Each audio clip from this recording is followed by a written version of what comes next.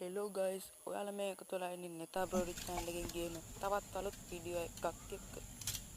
ඉතින් අද මම ගෙනල්ලා තියෙන්නේ ප්ලාසර් කොටේ වයරින් කරන විදිහ. ඉතින් ඔයාලට බලා ගන්න පුළුවන් වෙයි දල සටහනේ. මම පෙන්නන්න. වීඩියෝ එකට යන්න කලින් කියන්න ඕනේ මගේ YouTube channel එකට ඔයා අලුත් කෙනෙක් නම් දැම්මම subscribe button එක බලන්න. ඒ වගේම පහළ තියෙන bell icon එක ඔල් කරලා කට්ටියත් එක්ක share කරන්න. කමෙන්ට් එකක් දායන්න. වැඩි කතා නැතුව වීඩියෝ එකට let's go. ඉතින් යාළුවනේ තව දෙයක් කියන්න ඕනේ මේ ප්ලාසර් කොටේ කරගවන්නේ ගියර් මෝටර් එකේ ඒක AC කරන්ට් එකෙන් තමයි වැඩ කරන්නේ. වෝල්ට් 240 මොකද තමයි වැඩ කරන්නේ.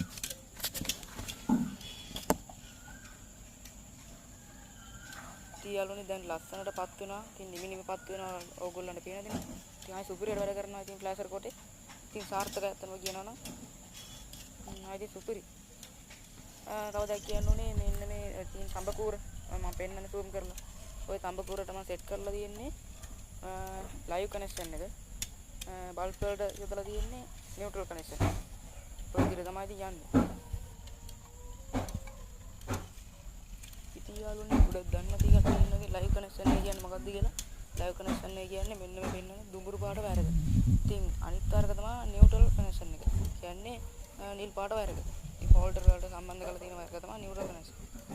ඉතින් පේන දිනේ සුපිරියට වැඩ කරනවා.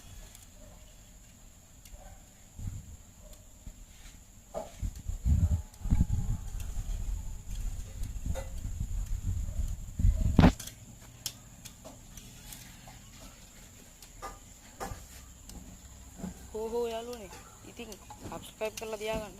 අපි ගියා. bye bye.